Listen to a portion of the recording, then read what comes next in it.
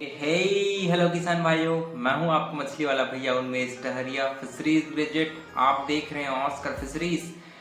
बहुत सारे किसान भाई के मन में ये सवाल रहता है कि अपन का जो तालाब है उसमें कितना मछली डालना चाहिए।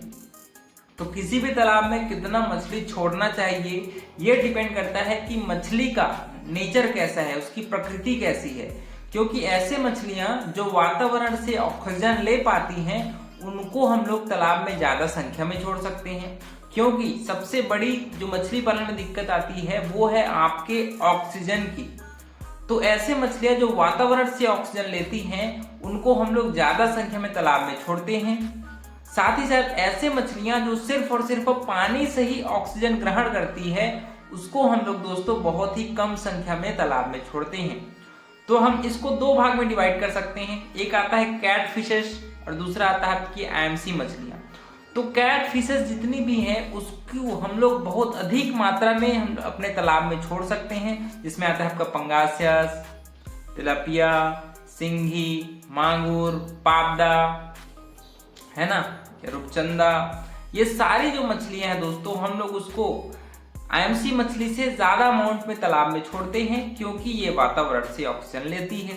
वहीं दोस्तों हम लोग ऐसे मछलियां जो पानी से ही ऑक्सीजन ग्रहण करती है, सभी आईएमसी मछलियां, कतला, रोहू, मृगल, आपकी एक्सोटिक कार्प मछलियां, grass carp, silver carp, common carp, Amur carp, है ना, हाइब्रिड कतला, कटरोहू, ये जो सारी मछलियां हैं बिग हेड, ये जो मछलियां हैं इनको अलग से ज्यादा ऑक्सीजन की जरूरत पड़ती है पानी में सरवाइव करने के लिए, इसीलिए इसको हम लोग कम मात्रा में तालाब में छोड़ते हैं।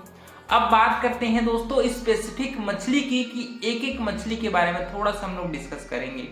सबसे पहले मैं डिस्कस करूंगा दोस्तों कतला, रोहू और मृगल। इन मछलियों को हम लोग पर एकड़, अगर आप फिंगरलिंग बच्चे छोड़ रहे हैं 15 सेंटीमीटर के, है ना, 10 से 15 ग्राम के बच्चे छोड़ रहे हैं मान लीजिए, तो दोस्तों हम लोग इसको छोड़ते हैं पर एकड़ 5000 की संख्या में सभी को मिला करके। वहीं अगर दोस्तों 50 ग्राम से ऊपर बड़े साइज के बच्चे, जिसको हम लोग एडवांस फिंगरलिंग बच्चे बोलते हैं, वैसे बच्चे अगर आप छोड़ रहे हैं तो उसका संख्या हम लोग लगभग डालते हैं 3000। क्यों हम लोग कम संख्या में डाल रहे हैं? क्योंकि बड़े साइज की मछलियों को ज्यादा जगह की जरूरत पड़ती है, ज्यादा फीड की जरूरत पड़ती है, ज्यादा ऑक्सीजन की जरूरत पड़ती है। तो अगर हम लोग ज्यादा संख्या में बड़े बच्चों को डालेंगे तो उनमें शॉर्टेज हो जाएगा ऑक्सीजन की और उसकी मोर्टेलिटी बढ़ जाएगी, मछली मरने लगेगी ऑक्सीजन की कमी से। तो इसीलिए हम लोग कम संख्या में बड़े बच्चे डालते हैं। और फायदे की बात यह है दोस्तों कि अगर आप बड़े बच्चे डालेंगे तो आपका हेडेक उतना कम रहेगा, उतना ज्यादा आपकी मछलियां सरवाइव कर पाएंगी, जिंदा रह पाएंगी अगर आप बड़े साइज के बच्चे डालेंगे तो। क्योंकि छोटे मछलियों को बड़ा करना चैलेंजिंग होता है, मुश्किल होता है, लेकिन अगर थोड़ा सा बड़ा साइज की मछलियां हैं उसको हम लोग अच्छे से और बिना टेंशन के उसको हम लोग आसानी से बड़ा कर सकते हैं, उसको पाल सकते हैं। दूसरा आपकी मछली आती है दोस्तों silver carp, grass carp, common carp. इन मछलियों को भी हम लोग सेम आईएमसी मछली की जितना ही स्टॉक करते हैं। अगर फिंगरलिंग बच्चे हैं तो 5000 की संख्या में स्टॉक करेंगे, अगर एडवांस फिंगरलिंग बच्चे हैं तो 3000 से 3500 के बीच में हम लोग एक्सोटिक कार्प मछलियों को हम लोग स्टॉक करते हैं। तीसरा आता है दोस्तों कैट फिशेस में आपकी पंगासस मछली। पंगासस मछली की खासियत ये है दोस्तों कि ये वातावरण से ऑक्सीजन लेती है और ये एक कैट फिश है, इसीलिए इसको हम लोग पर एकड़ 20,000, 15 से 20,000 के बीच में हम लोग इस मछली को तालाब में छोड़ सकते हैं। और इस मछली को एकदम से जो इसका जो बीज का साइज होगा दोस्तों वो समान होना चाहिए। अगर थोड़ा सा भी छोटा बड़ा हुआ तो जो बड़े साइज के बच्चे हैं वो जल्दी बड़ा होकर के छोटे मछलियों को डैमेज पहुंचा सकती है। इसीलिए पंगासस मछली के पालन करने के लिए सभी बच्चों का साइज है वो इक्वल सिमिलर होना चाहिए, समान वेट का होना चाहिए, समान इसका साइज का होना चाहिए, ठीक है। तीसरा मछली आता है दोस्तों आपका तिलपिया मछली। तिलपिया मछली को पर एकड़ हम लोग 7500 से 8000 के बीच में मोनोसेक्स तिलपिया मछली को छोड़ते हैं। मोनोसेक्स तिलपिया मछली क्यों छोड़ा जाता है? क्योंकि जो मेल मछलियां होती है, जो नर मछलियां होती है दोस्तों, वो ब्रीडिंग नहीं करती और सारा एनर्जी ये मछली के ग्रोथ में जाती है।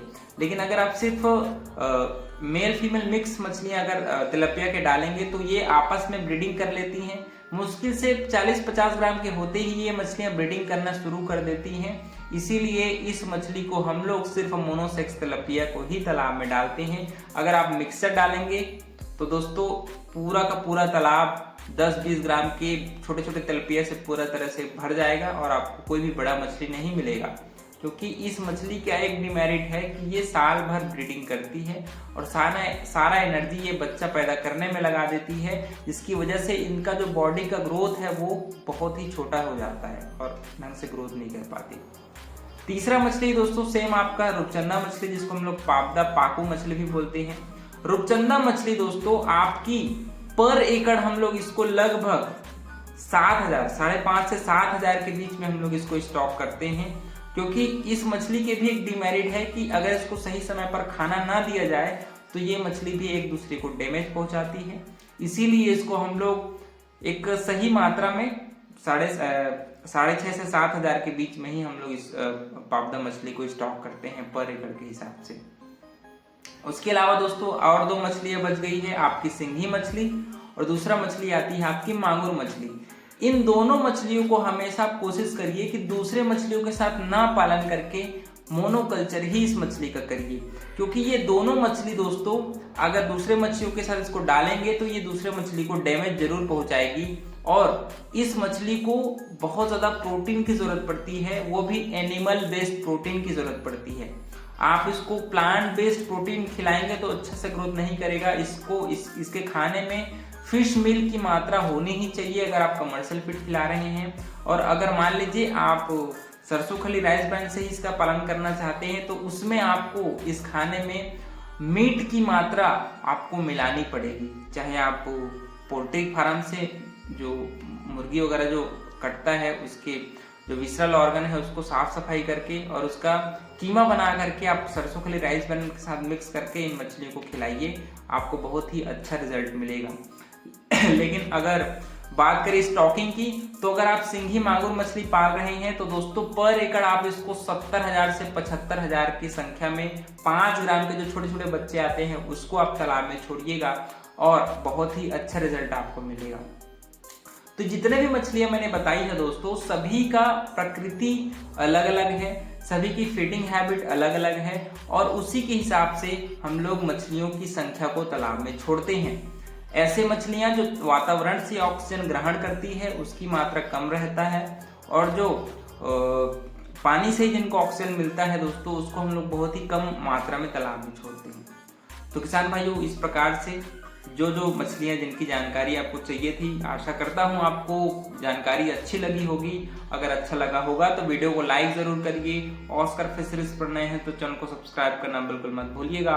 मिलते हैं अगले वीडियो में, तब तक के लिए बड़ों का सम्मान करिए, छोटों को प्यार करिए और खुद का ढेर सारा ख्याल रखिए। Thank you, thanks for watching.